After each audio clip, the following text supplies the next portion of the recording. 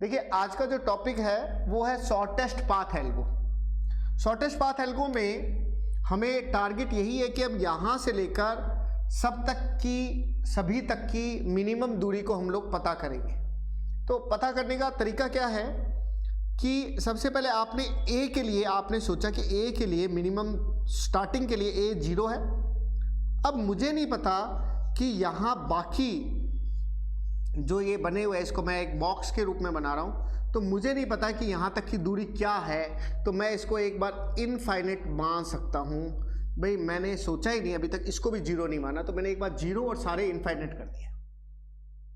चलिए मुझे साफ दिख रहा है कि अगर मैं यहाँ खड़ा हूँ तो मुझे यहाँ से 2 रास्ते दिख रहे हैं। अब मैं इनफाइनाइट मिटा रहा हूँ और यहाँ लिख रहा हूँ 10, क्योंकि यहाँ से 0 से यहाँ तक की दूरी 10 है और C तक की दूरी 2 है।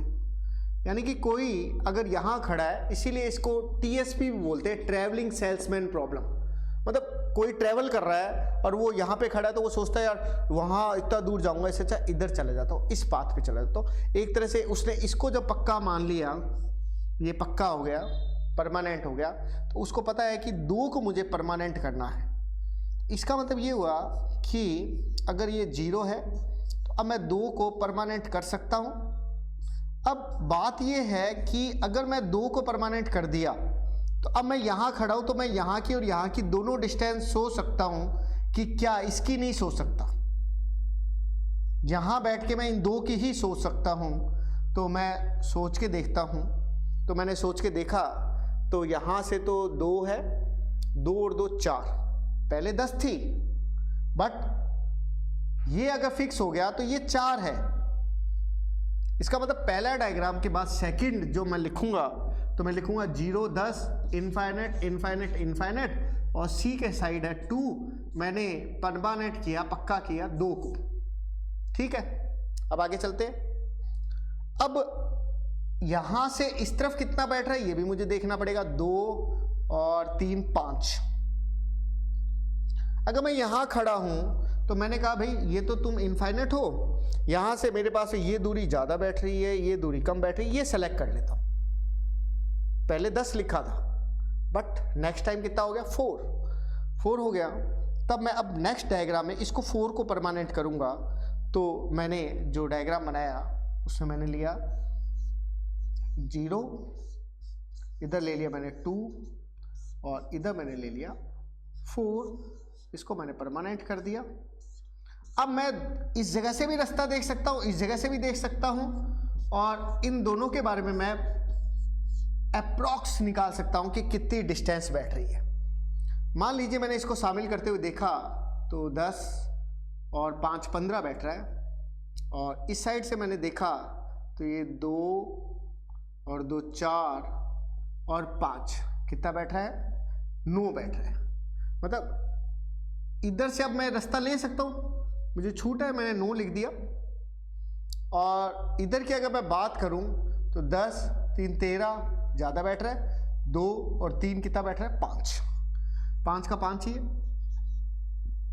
मतलब कुल मिला के मैं आपको कहना चाह रहा हूँ कि अगर कोई चेंज आपने यहाँ से सोचा है तो नेक्स्ट टाइम वो वैल्यू चेंज हो सकती है, कोई परमानेंट नहीं है कि वही रहेगी।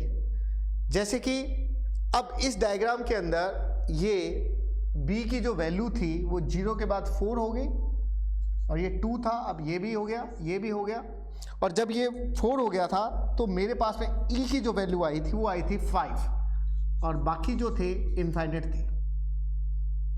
अब नेक्स्ट जो है मुझे दिख रहा है कि 5 सबसे छोटा है, 5 और 9 में से मेरे पास 2 रास्ते जो है, तो मैं 5 को परमानेंट कर लूँगा। ऐसा भी हो सकता है कि मान लीजिए इधर से इस तरफ जा रहे होते, वो कम पड़ रहा होता तो वो हम लिख देते, मतलब 5 को बदल देते, चेंज कर देते। अगर होता ऐसा, मान लीजिए 1 होता 1 होता 1 होता तो ये 3 बन जाता, वो तो बना नहीं, हमारा एज इट इज रहेगा। चलिए अब आगे चलते हैं। अब 5 और 9 में से पता ही लग रहा है कि मैं 5 को परमानेंट करूँगा। जैसे ही मैंने 5 को परमानेंट किया तो अब इस 5 से आगे मैं रास्ते 2 देखूंगा। एक रास्ता इस तरफ जा रहा है जो 2 3 2 5 और एक इस तरफ हो गया 6। मतलब जो आपने 9 लिखा था वो अब 9 नहीं रहेगा, जैसा कि मैंने पहले भी बताया था, वो अब 6 बन जाएगा। इट मीन्स 0 4 2 5 और कितना बन गया था 6। अब ये 6 हो गया। अब मैं दोनों तरफ से सोच सकता हूं कि नेक्स्ट डिस्टेंस क्या आएगी। मैं लिख सकता हूं 0 4 2 5 परमानेंट, ये परमानेंट, ये परमानेंट, और डी पहले तो मैंने सोचा था 9, इसमें लिख दे 9, लेकिन नेक्स्ट राउंड में 0 4 2 6 हो गया। अब ये भी, ये भी, ये भी, ये भी और 5 भी परमानेंट हो गया। मैं एफ को भी परमानेंट कर देता हूं अभी। अब देखिए, अब मेरे पास दोनों जगह मौजूद है, अब मैं दोनों का यूज कर सकता हूं। तो 2 तो 4 इधर ज़्यादा बैठेगा, उस तरफ जाएंगे तो 2 और 3 2 5 और एक 6 एक 7। चेंज कर लेते हैं 7। और लास्ट में पता ही है उसको परमानेंट करना है, तो लास्ट में ये परमानेंट हो जाएगा।